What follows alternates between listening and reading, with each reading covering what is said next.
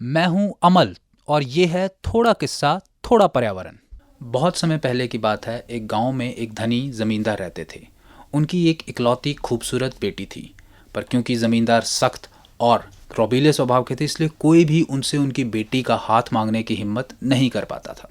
खैर, एक दिन एक युवक हिम्मत करके जमींदार के पास पहुंच गया और उसने उनसे उनकी बेटी का हाथ मांग लिया।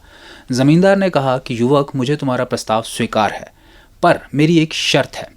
मेरे यहाँ पर एक बैल है, तुम्हें उसकी पूंछ पकड़नी होगी। युवक ने कहा कि ठीक है, मुझे मंजूर है।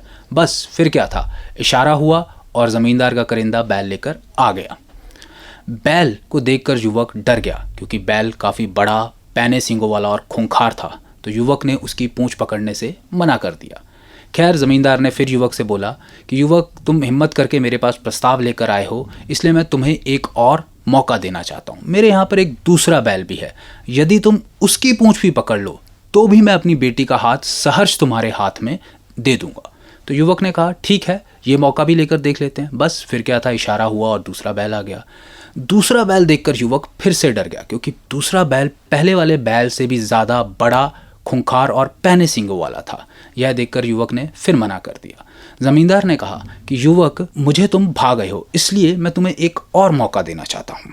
मेरे यहाँ पर एक और तीसरा बैल है, यदि तुम उसकी पूंछ भी पकड़ लो तो भी मैं अपनी बेटी का हाथ सहज तुम्हें दे दूंगा। बस फिर क्या था, तीसरा बैल आ गया।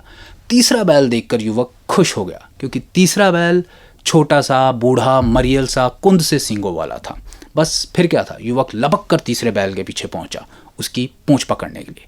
पर जैसे ही वो तीसरे बैल के पीछे पहुंचा तो क्या देखता है कि तीसरे बैल की पूंछ थी ही नहीं। तो जब उस युवक के पास मौका था, उस युवक ने हिम्मत नहीं की, और जब उसने हिम्मत की तब उसके पास मौका नहीं था।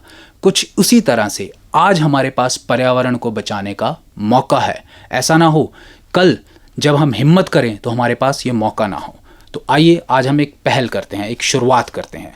आप सभी अपने कंप्यूटर्स पर, अपने ऑफिसेज में, अपने घरों पर गूगल सर्च इंजन का इस्तेमाल करते हैं।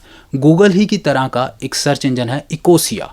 इकोसिया पर जब भी आप कुछ सर्च करते हैं तो इकोसिया आपकी सर्च के बदले में पेड़ लगाता है।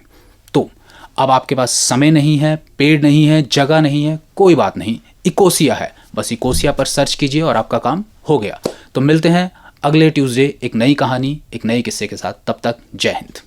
चंडीगढ़ पॉल्यूशन कंट्रोल कमेटी द्वारा जनहित में जारी।